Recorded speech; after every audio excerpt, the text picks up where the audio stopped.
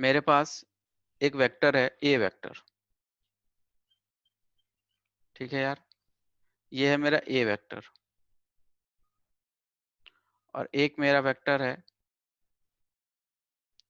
ये है यार बी वेक्टर, ठीक है भाई। ये एंगल डिफाइंड है, बिल्कुल डिफाइंड है सर, लेट्स से ये थीटा एंगल डिफाइंड है, ठीक है। ए वेक्टर और बी वेक्टर का अगर मैं तुमसे पूछूं यार कि रिजल्टेंट मुझे बताओ, सब लोग रिजल्टेंट ड्रॉ करें। रिजल्टेंट क्या करेगा, इस पॉलीगन को क्लोज करेगा अपोजिट डायरेक्शन में। सब लोग अपने अपने कॉपी पे रिजल्टेंट का डायरेक्शन ड्रॉ करें। सर मुझे तो रिजल्टेंट दिख नहीं रहा है, बट आपने जो बता दिया मैं तो लगा दूंगा कि रिजल्टेंट हमेशा दो वेक्टर के बीच में होगा, ठीक है। तो सर रिजल्टेंट ना कहीं यहीं पे होगा सर रिजल्टेंट, ठीक है। और ये रिजल्टेंट सर क्लोज भी कर देगा। सर ये तो मुझे दिख नहीं रहा है सर, ये ट्रायंगल को क्लोज कर रहा है, मैं दिखा रहा हूँ, ठीक है। सर दो वेक्टर के बीच में सर हमेशा उसका सर रिजल्टेंट उसकी रहेगा। डायरेक्शन अंदर की तरफ। सर मैं क्या करूंगा, इस बी वेक्टर को यहाँ पे शिफ्ट कर दूंगा, ये लो सर, यही तो आपका बी वेक्टर था, मैंने इसको शिफ्ट कर दिया। और देखो सर ये तो ट्रायंगल को क्लोज भी कर रहा है रिजल्टेंट, और अपोजिट डायरेक्शन में क्लोज भी कर रहा है। So this will be resultant. Is it clear to everyone? So जो Yes, sir. वेक्टर को जब हम लोग पैरेलली शिफ्ट करते हैं ना, so that is very important concept, so you have to apply each and every time if you are facing any problem in vectors, okay. Resultant का मैं मैग्नीट्यूड निकालना तुम्हें सिखा रहा हूँ, सीखना सब लोग। सर ए वेक्टर था, बी वेक्टर को आपने शिफ्ट कर दिया, तो बी वेक्टर का अगर मैं देखूं,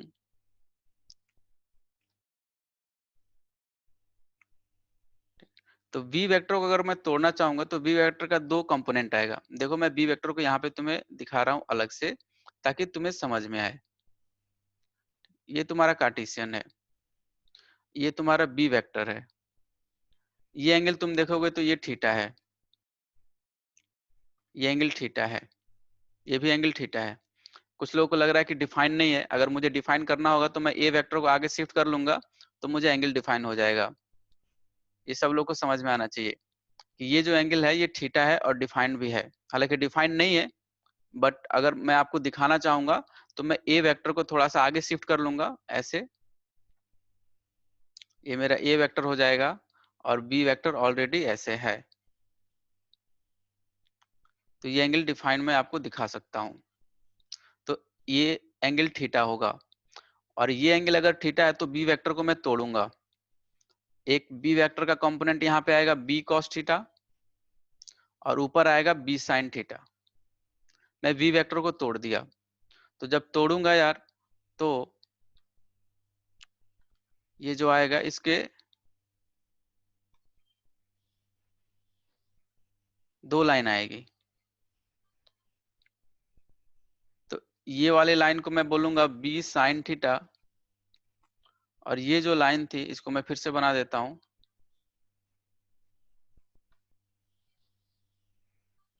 ये वाली लाइन, ठीक है, ये आएगा बी कॉस थीटा। मैंने बी वेक्टर को तोड़ दिया, सो ये परपेंडिकुलर बी साइन थीटा हो गई, और नीचे वाली साइड बी कॉस थीटा हो गया, ठीक है। सो मैंने क्या किया, तुम्हारे लिए इस ट्रायंगल को अलग बना दिया। अब इस एसओपी ट्रायंगल में मैं पाइथागोरस थ्योरम यूज करूंगा क्योंकि राइट एंगल ट्रायंगल है। तो मैंने क्या किया कि रिजल्टेंट का स्क्वायर किया। सो रिजल्टेंट का स्क्वायर क्या होगा, इसके दोनों साइड के स्क्वायर के सम के बराबर होगा, यही मेरे पाइथागोरस थ्योरम बोलता है। सो बी साइन थीटा का whole square plus A vector plus B cos theta का होल स्क्वायर। जैसे मैंने इसको सॉल्व किया, so B square sine square theta, और इस ब्रैकेट को सॉल्व करोगे तो क्या होगा, A square plus B square cos square theta plus 2ab cos theta, ठीक है दोस्त। अब देखो B square sine square theta और B square cos square theta, ये मिलके क्या बना देंगे, बी स्क्वायर। सो जो पूरा लिखोगे A square plus B square plus 2ab cos theta, ये तुम्हारा रिजल्टेंट आ जाएगा। अगर रिजल्टेंट तुम्हें निकालना है इसका मैग्नीट्यूड, तो तुम क्या करोगे, इस पे स्क्वायर रूट चढ़ा दोगे। सो रिजल्टेंट के मैग्नीट्यूड की वैल्यू क्या होगी दोस्त, square root of A square plus B square plus 2ab cos theta. बिल्कुल याद होना चाहिए, और ये समझ में भी आना चाहिए कैसे मैंने निकाला है। सो रिजल्टेंट का मैग्नीट्यूड कितना होगा, square root A square plus B square plus 2ab cos theta. Sir theta क्या था, सर थीटा क्या था दोस्त, थीटा था angle between A vector and B vector. Theta था angle between A vector and B vector. ये सब लोग को क्लियर होना चाहिए। दो वेक्टर के बीच का एंगल अगर थीटा है तो उनका रिजल्टेंट क्या होगा? दो वेक्टर के बीच में लाई करेगा या ट्रायंगल लॉ से ट्रायंगल को क्लोज करेगा अपोजिट डायरेक्शन में। सब सर आप मैग्नीट्यूड की वैल्यू बताओ। उसका मैग्नीट्यूड कितना होगा दोस्त? Square root of A square plus B square plus 2ab cos theta. Sir A square का मतलब क्या हुआ? ए वेक्टर के मैग्नीट्यूड का स्क्वायर प्लस बी वेक्टर के मैग्नीट्यूड का square plus 2 magnitude of A magnitude of B और उनके बीच का एंगल का cos 2ab cos थीटा। ठीक है दोस्त, तो ये रिजल्टेंट का मैग्नीट्यूड होता है। सब लोग इसे नोट करें। सो मैंने क्या बनाया तुम्हारे लिए कि ये तुम्हारा ए वेक्टर था, ठीक है दोस्त, और ये तुम्हारा था एक नया वेक्टर यहाँ पे आया था बी वेक्टर। एक नया वेक्टर क्या था? ये बी cos थीटा था, ठीक है, और यहाँ पे उसका एक कंपोनेंट था बी sin थीटा, ये था ये, और ये तुम्हारा रिजल्टेंट था यार, ठीक है, ये रिजल्टेंट था जो कि हॉरिजॉन्टल एंगल क्या बना रहा था? फाई, यानी ए वेक्टर के साथ फाई बना रहा था। और ये एंगल तुम्हारा क्या था? ये बी वेक्टर था तुम्हारा। इसी बी वेक्टर को मैंने यहाँ पे तुम्हें शिफ्ट किया था, इसी बी वेक्टर को मैंने शिफ्ट किया था, और ये जो बी वेक्टर था वो पूरा तुम्हारा ए वेक्टर के साथ जो एंगल बना रहा था वो एंगल कितना था दोस्त? थीटा। ठीक है, दैट्स वाई ये एंगल क्या था? थीटा। तो तुमने आर वेक्टर का आर वेक्टर का मैग्नीट्यूड तुमने क्या निकाला? सर आर वेक्टर का मैग्नीट्यूड आया स्क्वायर रूट ए वेक्टर का मैग्नीट्यूड का square plus B square plus 2ab cos theta, cos of the angle between two vectors. ठीक है, थीटा भाई एंगल डिफाइन होना चाहिए, हेड टू हेड या टेल टू टेल। ये बहुत समझदारी की बात है, कोई गलत नहीं करेगा। ठीक है, सो दो वेक्टर के बीच का एंगल ऑलवेज डिफाइंड है हेड टू हेड या टेल टू टेल, बाकी कोई एंगल डिफाइंड नहीं है। अगर आपको नहीं दिख रहा है तो आपको वेक्टर को शिफ्ट करके देखना पड़ेगा कितना एंगल है। ठीक है, अब बता रहा हूँ कि जो रिजल्टेंट है ए वेक्टर के साथ कितना एंगल बना रहा है, वो फाई है। तो देखो यार, इस ट्रायंगल में जो मैंने ट्रायंगल बनाया था एसओपी ट्रायंगल में अगर मुझे tan फाई लिखना है, tan phi, so tan of angle क्या होता है? Perpendicular divided by base. तो देखो यार, perpendicular divided by base, so perpendicular की वैल्यू क्या होगी? B vector sine theta divided by A vector plus B vector cos theta. So tan phi की ये वैल्यू आएगी। तो अगर मुझे फाई लिखना है तो मैं इनवर्स में लिख सकता हूँ tan inverse B sine theta divided by A vector plus B vector cos theta. So ये फाई डायरेक्ट तुम्हें एंगल निकल जाएगा। तो एंगल निकल जाएगा तो तुम बता सकते हो सर ये हॉरिजॉन्टल से 30 डिग्री पे लाई कर रहा है, 70 डिग्री पे लाई कर रहा है, 50 डिग्री पे लाई कर रहा है, तो फाई निकाल के तुम बता सकते हो। ये तुम्हें लिखने आता है क्या? tan इनवर्स में ऐसे लिखा जाता है, हाँ या ना बताओ। मान लो यार मेरे पास ये एक 3 न्यूटन का फोर्स, मान लो ये पॉइंट पी है, ठीक है यार, तो यहाँ पे लग रहा है एक 3 न्यूटन का फोर्स लग रहा है। फोर्स पता है ना, वेक्टर क्वांटिटी है। इस पी पॉइंट पे एक 3 न्यूटन का फोर्स लग रहा है, और इस डायरेक्शन से यहाँ पे एक 4 न्यूटन का फोर्स लग रहा है। ठीक है दोस्त, तो सब लोग मुझे रिजल्टेंट बताएं, रिजल्टेंट कितना होगा? ठीक है, सब लोग मुझे रिजल्टेंट बताएं और डायरेक्शन भी बताएं, मैग्नीट्यूड और डायरेक्शन दोनों बताएं सब लोग।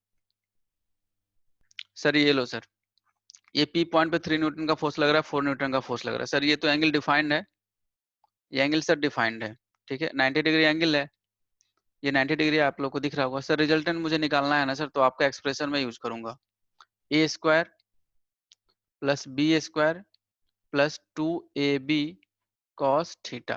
ठीक है दोस्त, तो ये देखो स्क्वायर रूट ए स्क्वायर यानी 3 का स्क्वायर प्लस 4 का square plus 2 into 3 into 4 into cos theta.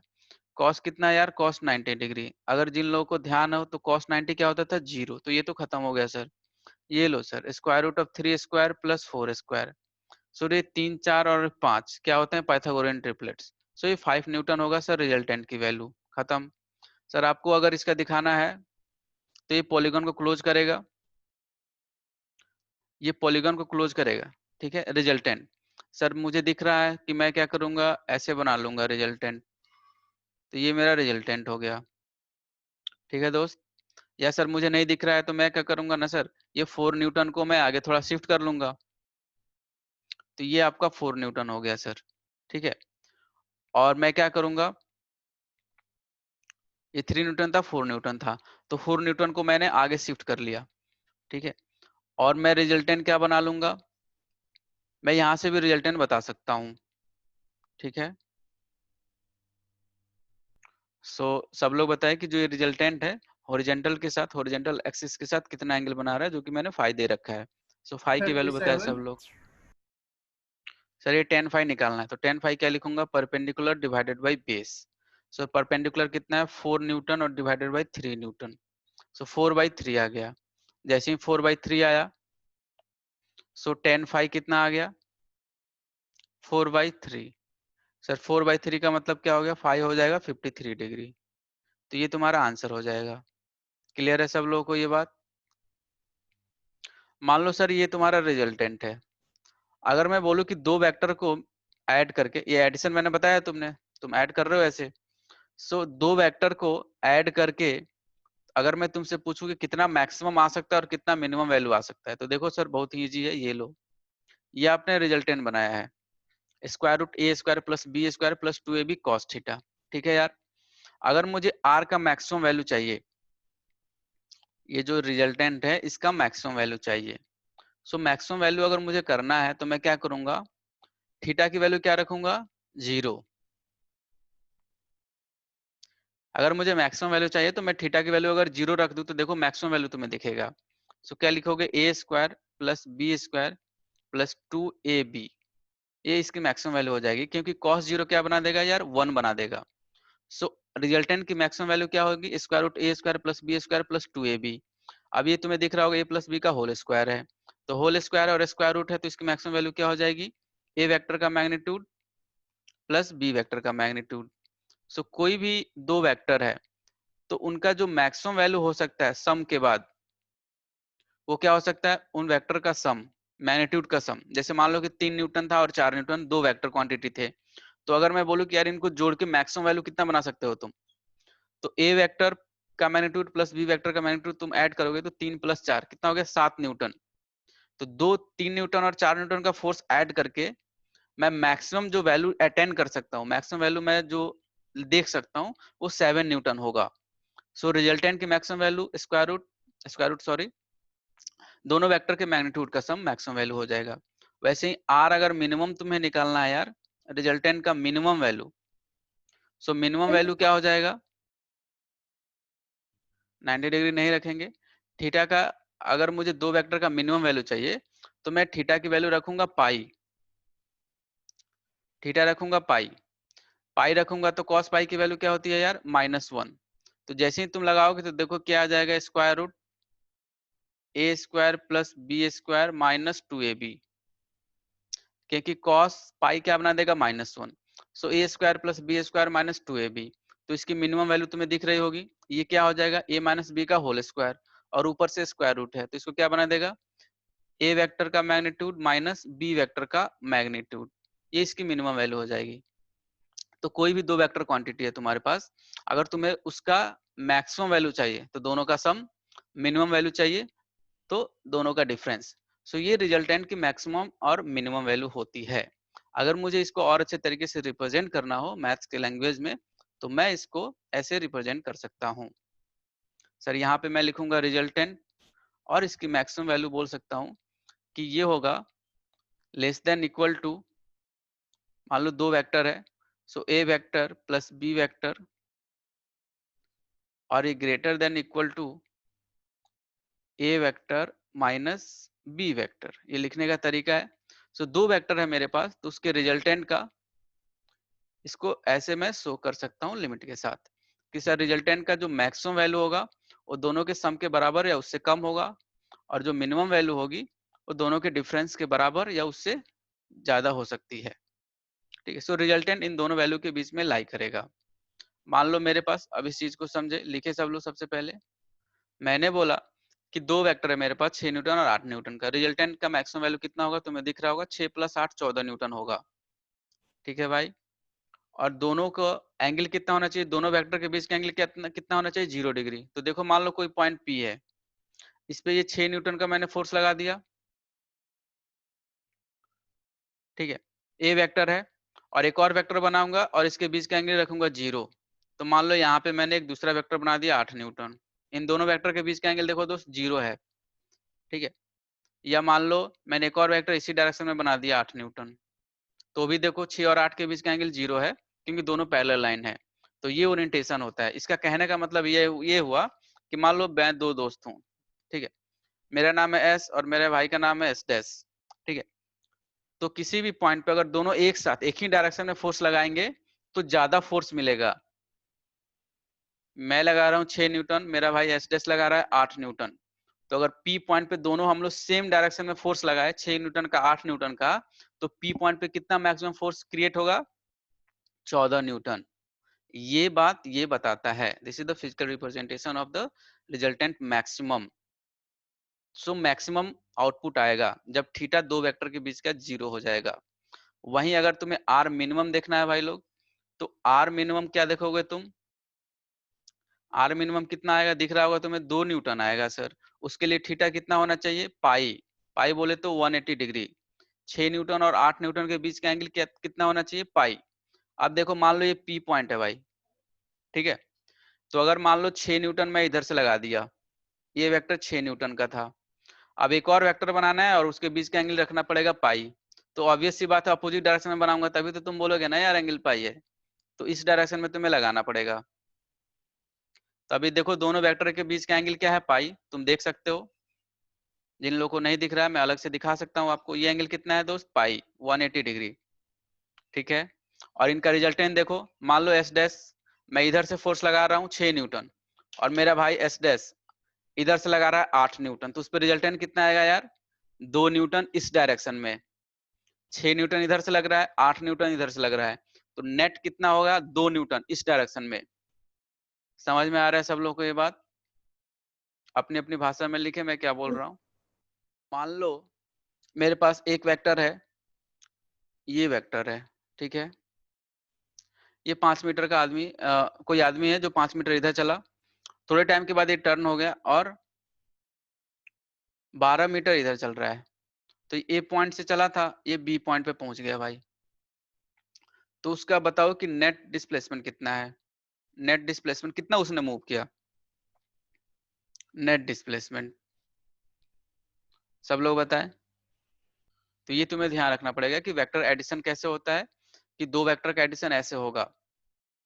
उसके बाद हम लोग कर रहे हैं सब्ट्रैक्शन की। देखो वेक्टर में सब्ट्रैक्शन नहीं होता है, उल्टा करके हम लोग ऐड करते हैं। वो कैसे होता है वो चीज सीखो। मान लो मेरे पास ये ए वेक्टर है, ठीक है। मान लो सी वेक्टर मैंने लिख दिया, ए वेक्टर और माइनस बी वेक्टर, ठीक है। तो देखो सब्ट्रैक्शन तुम नहीं कर सकते वेक्टर में, इसको ऐसे तुम्हें लिखना पड़ेगा कि ए वेक्टर है, इसमें ऐड करोगे एक माइनस बी वेक्टर, ठीक है दोस्त। दोनों को समझा रहा हूँ। मान लो सी वेक्टर तुमने लिखा ए वेक्टर प्लस बी वेक्टर, ठीक है। एक ये है और तुम्हें इसको भी रिप्रेजेंट करना है, ठीक है। A vector plus B vector को तुम ऐसे समेशन कर सकते हो। अगर सब्ट्रैक्शन हो तो सब्ट्रैक्शन नहीं होता वेक्टर में, तुम्हें क्या करना पड़ेगा, एडिशन करना पड़ेगा बी वेक्टर को उल्टा करके। तो मान लो मैंने सी वेक्टर तुम्हारे लिए ऐसा बनाया कि ये तुम्हारा ए वेक्टर था दोस्त और ये था तुम्हारा बी वेक्टर, ठीक है भाई। अगर तुम इन दोनों को ऐड करोगे तो कहाँ आएगा इसका रिजल्टेंट, सी क्या है, रिजल्टेंट है। तो मान लो सी वेक्टर तुम्हारा यहाँ पे आ गया, ये तुम्हारा सी वेक्टर है, ठीक है भाई। ये तुम्हारा सी वेक्टर हो गया। तो इसके लिए ये डायग्राम हो गया। अगर मान लो इसको तुम्हें शो करना है तो तुम क्या करोगे, ए वेक्टर प्लस बी वेक्टर को उल्टा कर दो। तो ये वेक्टर तुम्हारा ए है,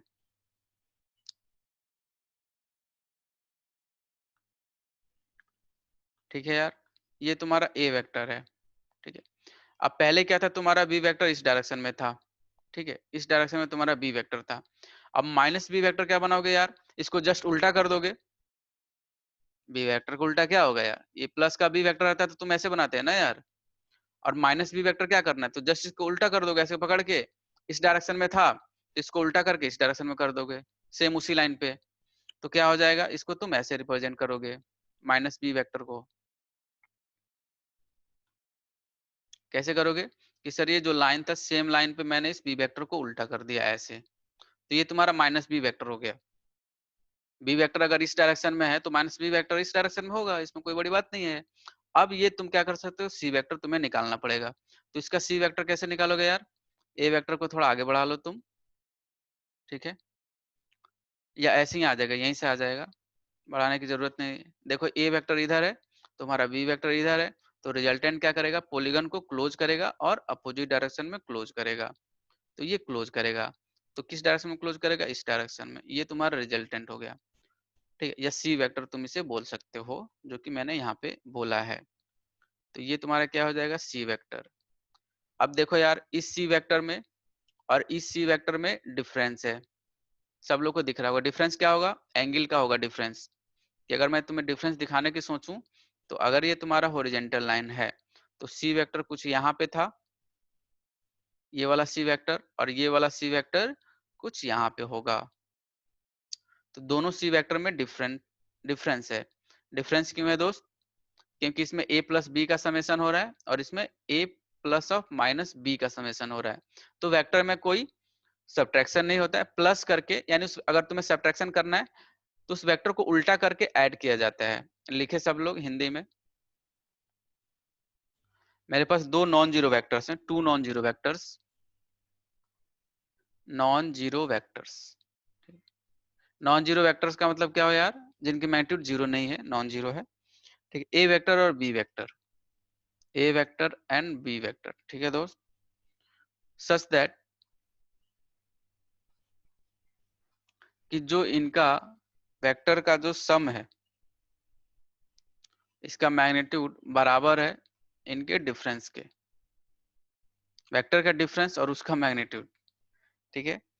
तो तुम्हें बताना है, थीटा बताना है between A vector and B vector, दोनों एंगल के बीच का एंगल बताना है। दो वेक्टर हैं, ए वेक्टर और बी वेक्टर, उनको सम करना, उसका मैग्नीट्यूड दोस्त। ए वेक्टर का मैग्नीट्यूड नहीं है, ए वेक्टर और बी वेक्टर को मैंने सम किया, उसका मैग्नीट्यूड बराबर है A vector minus B vector के मैग्नीट्यूड के बराबर।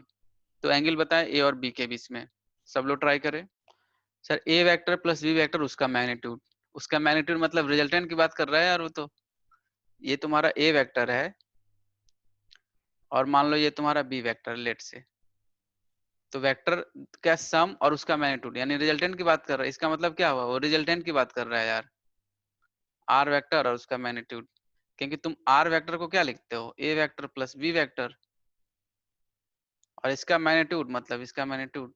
तो ए वेक्टर प्लस बी वेक्टर के मैग्नीट्यूड के बराबर क्या हुआ, रिजल्टेंट की बात कर रहा है वो।